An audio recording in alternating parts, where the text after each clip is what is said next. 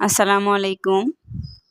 আজ আপনাদের জন্য নিয়ে আসছি যে ভাইরাল সিদ্ধ ডিমের মেয়োনিজের রেসিপি।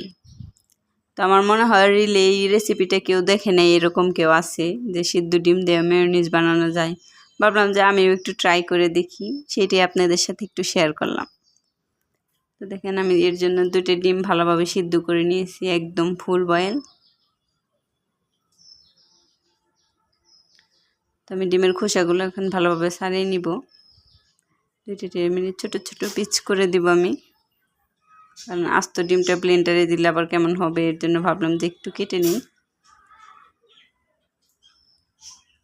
তো আমি 2টা ডিমই সিদ্ধ করে কেটে ভালো করে ব্লেন্ডারে নিয়ে নিলাম। আমি পরিমাণ মতো লবণ দিলাম, আর দিব 4 চামচ দিয়ে 4 টেবিল চামচ চিনি, আর দিয়ে দিয়েছি 4 টেবিল চামচ গুঁড়া দুধ। আর এখানে দিয়েছি আমি 1 চামচের একটু কম দিয়েছি গোলমরিচটা, আমি এখানে সাদা গোলমরিচ নিয়েছি, আপনারা কালোটাও দিতে পারেন।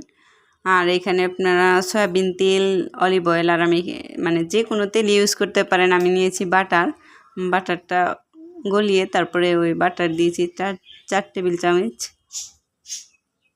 আর দিয়ে দিয়েছি 1 চামচ ভিনেগার আর 1 পিস লেবু। এখন এটাকে আমি ভালোভাবে 1 মিনিট ধরে ব্লেন্ডার করব। আমি ব্লেন্ডারে দিয়ে দিছি, দেখেন আরেকটু ব্লেন্ডার করে নিব।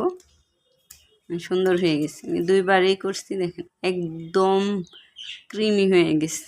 আমি তো ব্লেন্ডারের ঢাকনা খুলে অবাক যে এত সুন্দর হয়েছে।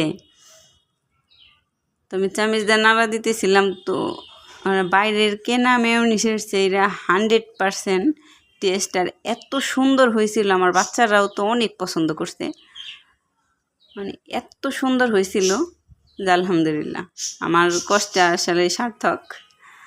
তো আমি ট্রাই করছি, আপনারাও সকলে একটু ট্রাই করে দেখবেন, আমার মনে হয় সবারই অনেক পছন্দ হবে।